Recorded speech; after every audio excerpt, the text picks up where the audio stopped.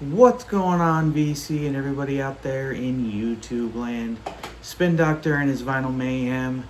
Kendall, it's time for another video. That's right. Been a week or so, or I don't even know how long. But I figured while the family is away, might as well make a video, right?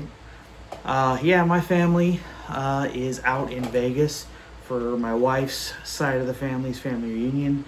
Somebody had to stay home to take care of the animals.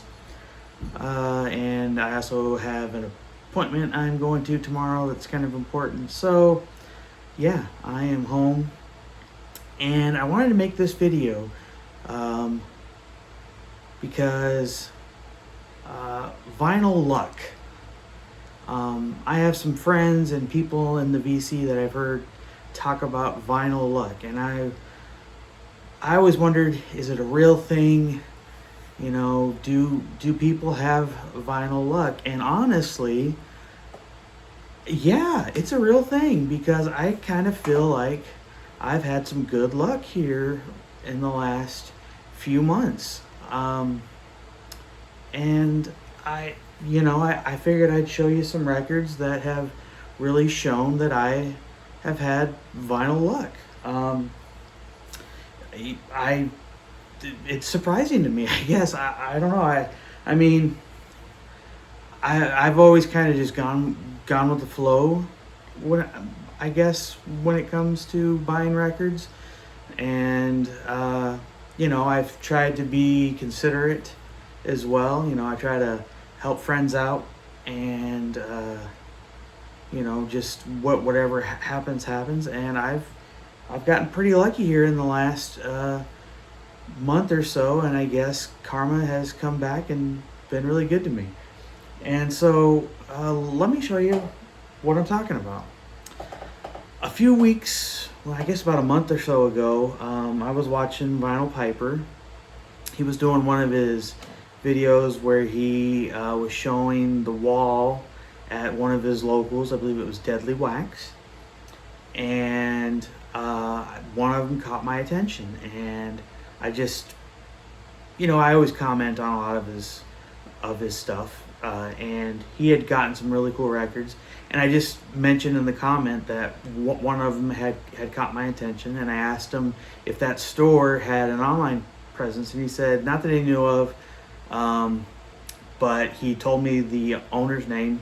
He said he was a really good guy, and that I should either reach out to him, email him, or something. So I checked him out on Instagram, and I sent them a message, and the owner sent me a response. And he said, we normally don't sell online, but is there something that you're looking at? And I said, yeah, this record, I noticed it on your wall from Chris's video. And so he actually, he told me, yeah, that's been on our wall for a little while. If you're interested in it, yeah, we could work out a deal. And what I loved about it was he didn't just shoot me down. And the store, by the way, is Deadly Wax in Los Angeles, or in the Los Angeles area.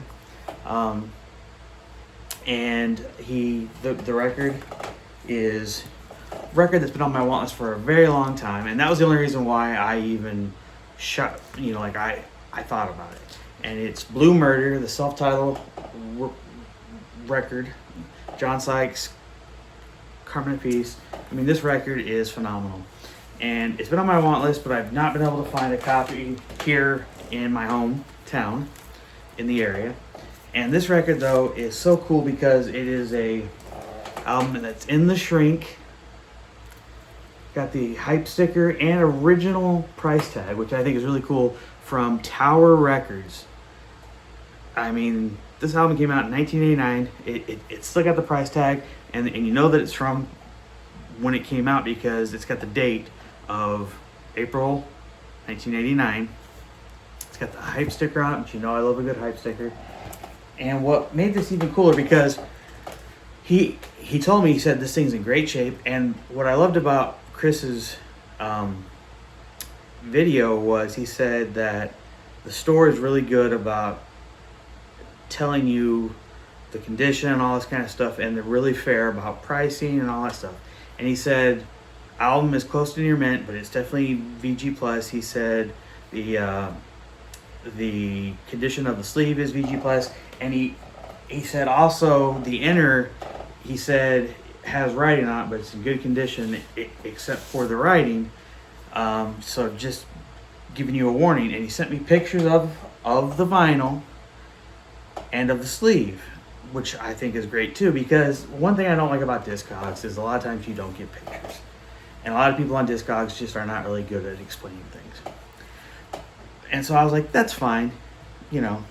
But then when it came in the mail, I just thought this was even cooler, because the writing on the sleeve, to me, it makes it even better, because this was a gift. It says, "Happy birthday, Dad." It gives the date, April 27th, 1989. Love you so much. I can't read it all because it's of the handwriting, but it was so cool that knowing that this was a gift from a child, you know, like it looks like a daughter to their dad and all that. And I'm just like, that just makes it that much cooler, knowing that this was at one time a gift from a child to their dad back when the album came out in 1989. And I was just like, that's pretty freaking awesome. It just adds a little more story to this record. And yeah, and again, the album was in great condition. Played it, not a sound or anything. And I think I paid a great price for it. It's in the kind of condition I wanted this album to be in. I love that it's in the shrink, hype sticker, original price tag. And to me, that's definitely vinyl good luck. So couldn't be happier with that. Worked out because I made a comment on Chris's video, asked a question, and just reached out, and they reached back out to me. So shout out to Deadly Wax Vinyl. Thank you guys so much. Thank you, Chris, for letting me know, responding to my comment, and putting me in the right direction. Next, this one. This is a copy of Wings Band on the Run, but it is a half-speed mastered. Now, I've heard this is the best sounding pressing of this record, but this is what's even cooler about this. This can be a very pricey record. I've seen it go for over $100. But what's so cool about this is that it's still factory sealed. I haven't even opened it yet. And like I said, it can go for $100. Now, I found this at Mad Jack's here in Matthews. Now, I've seen it. I remember seeing it in the store months ago. And I didn't pull the trigger on it just because I didn't want to spend the money that he had it priced for like $60. And I went in again, I think on Father's Day of all days. Father's Day. And when I looked at it again, he had it priced $15 cheaper than it was the first time. And I was like, whoa, okay. Happy Father's Day to me. And at the time, I didn't even know it was sealed. So the price that I paid for it, for a sealed copy of this, now granted, presuming it's mint, I don't know for sure, but hoping, I'm going to open it. I just haven't yet because I was wanting to make this video. But presumed mint, and again, these go for over $100 or have, you know, and I paid way less than what you normally see for it. So yeah, I call that vinyl luck, vinyl good luck. Now the last two I'm going to show, I'm definitely calling good luck, because the store I went to, you just never find good prices on records. And it's a place called Second Charles. It's a used bookstore here. That normally when you look for records, they're normally way overpriced. They have new records and they have used records. The used records are definitely way overpriced. Normally not in the best of condition. it's one of those places where you could tell, like, records are not the priority. Books are obviously the main priority, and the pricing, I'm guessing they just kind of go off of what they see itself for online. Uh, I mean, like you see, let's just say you see a lot of like Neil Diamond and Barbra Streisand records in there for like 15 to 20 bucks. Stuff like that. Um, and then, so like the really good records you see are like 40 to 50 bucks.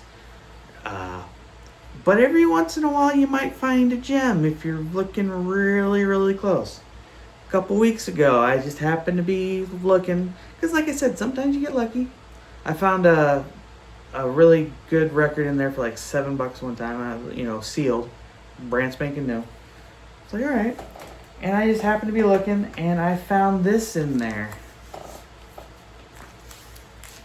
Billy Joel the Stranger, white label promo. Yes, it is the white label. Got the timing strips, even got the gold stamp. Now, I already have one of these. I'm not going to lie. I already have one of these. And I paid the white label promo price for it. Now, this isn't, the covers got a little bit of things here and stuff, but it still got the inner sleeve and all that. Cleaned it up. It plays really good. It's definitely VG plus all the way around. Covers, it's a VG, strong VG, but it was $20, which let me know that when they were pricing it, they didn't take into consideration that it was a promo. They priced it like it was just a regular copy of Billy Joel's The Stranger. Now, granted, a regular copy of this record, if you go to a regular store, is probably between the $10 to $15 range. Again, goes to show you that they are definitely pricing records on the high end, because to them, just a regular copy of this is like $20. So that's what they priced it at. So a promo copy, again, promos of this, you can check online, are triple digits. So I paid $20 for this. Yeah, thank you. Thank you very much. So, what am I going to do with it? Because I have two now? Well, I'm going to probably pass it along for a little bit of a price. But very, very, very happy. I mean, again, vinyl, good luck. The last record just happened to be one that I found while I was out today. Again, while the family's away, have a little bit of fun. And again, I went to Second Charles because I was killing some time. And I found this. Now you're thinking, okay, it's Amy Winehouse, Back to Black. Well, this is the 2006 original Amy Winehouse, Back to Black. And it just so happens to basically still be sealed. The shrink is coming off.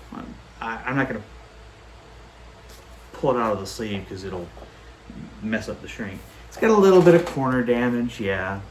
But it is, because I checked, it is a 2006 original copy. You definitely don't see these very often. I've never seen one in a store.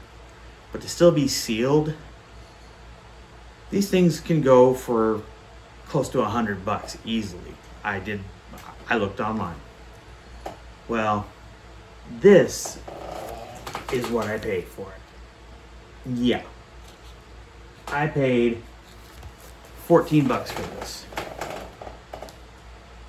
Yeah, could not believe it. So, needless to say, I stopped what I was doing and took this straight to the register and walked out as fast as I could. What can I say? I felt very lucky today as I did that. It's a great album too, by the way. And my wife loves that album. So yeah, what can I say? So guys, does vinyl luck really exist? I think so.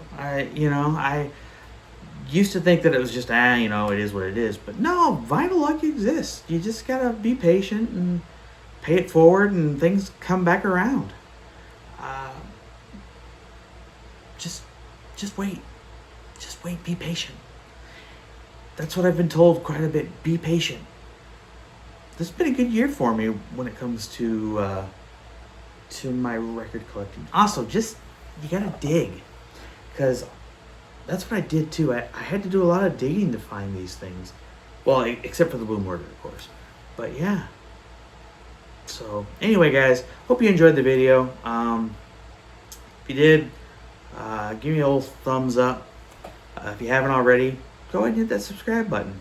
Tell your friends about me.